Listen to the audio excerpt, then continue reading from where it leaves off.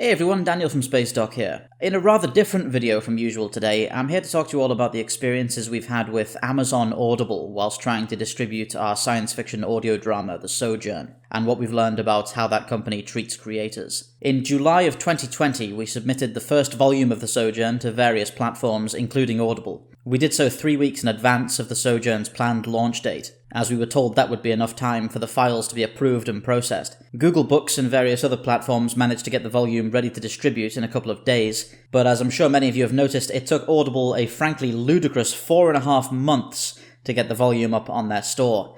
Though this delay did make it difficult to coordinate our marketing efforts and kept a large audience from being able to access the SOJOURN for some time, it was not nearly as crippling to the project as what we later discovered regarding revenue rates for creators using Audible. In a recent article from the Alliance of Independent Authors, it was discovered that Audible, and by extension Amazon, has not been properly honouring the contracts it signs with creators. Audible publicly states that it offers a paltry 40% revenue payout to creators who sign an exclusive distribution deal with Audible, and a truly abysmal 25% for non-exclusive deals. However, through a deliberately obscure and confusing reporting system, Audible has actually been paying creators significantly less than even that for each unit sold, resulting in a 13% revenue payout for creators on a non-exclusive deal. For the SOJOURN, this means 90 cents per unit sold. If this was our only revenue stream, which for many authors and producers it is, we would need to sell more than 15,000 units simply to recoup the cost of production. For comparison, Google Books takes a 50% commission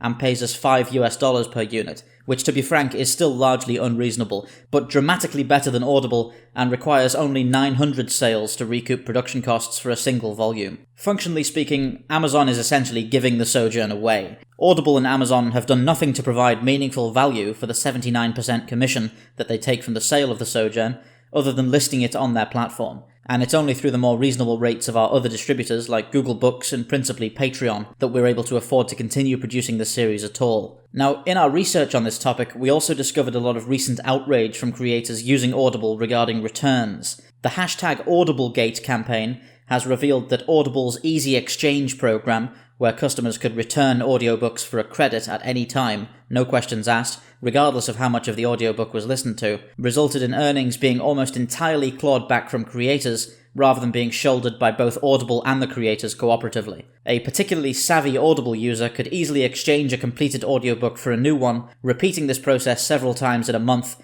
and thereby finishing 4 or 5 audiobooks, whilst only one of those authors receives any revenue.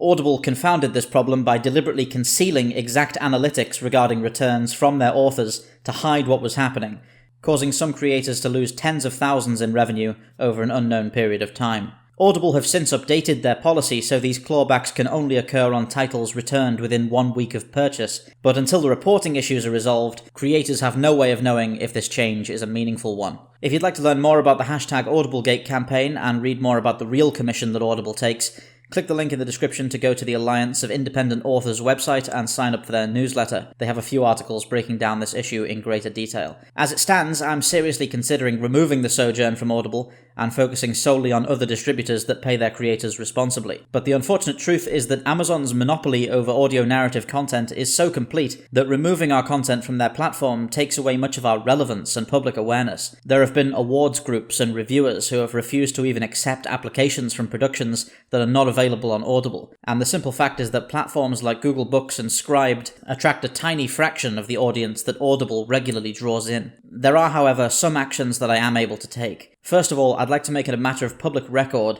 that Spacedock will never again be accepting sponsorships or hosting adverts for Amazon Audible. Frankly, I think this is a rather sad result, as I honestly believed not too long ago that Audible was a genuinely excellent platform that was creating opportunities for up-and-coming voice actors and shining a light on a thoroughly underappreciated storytelling format. But what I've discovered, having now been on the other side of Audible's publishing process, has left me completely unwilling to support their organisation in any way. If you're a YouTube content creator yourself, I'd encourage you to do the same, and I hope you'll all spread this message to any creators you're a fan of. The truth is, with the SOJOURN, I'm luckier than most. My existing fanbase and wonderful patrons allowed me to keep this project afloat, but the same is not true for the grand majority of original fiction writers on Audible's platform. If you scroll through the pages of Audible, you'll see thousands of labours of love from thousands of creators trying to bring new stories and new ideas into the public eye, and every one of them is being systematically exploited by Amazon, with their work left unpromoted and unnoticed, and their rightful earnings being stolen by a corporation that had no role whatsoever in creating those stories in the first place. I don't yet know if the SOJOURN will remain on Amazon,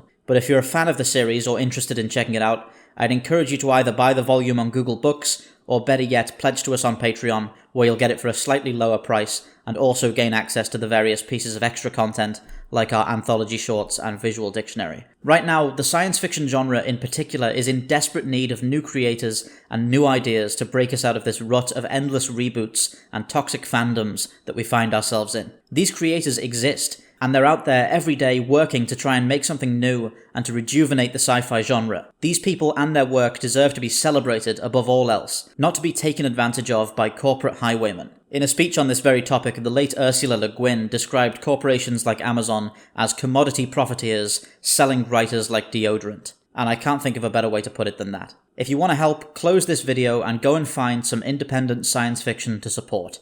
I would love it if it was the SOJOURN, but I'd love it just as much if it were another creator just like me. Use Patreon wherever it's an option to make sure creatives are recognised and responsibly paid for their work, and encourage your friends and your favourite creators to boycott Amazon and Audible. For as long as the creative industries are monopolised by Weyland-Yutani-esque corporations, the craft of imagination will suffer, and the science fiction genre will lose its power to effect change and to inspire with new and innovative ideas.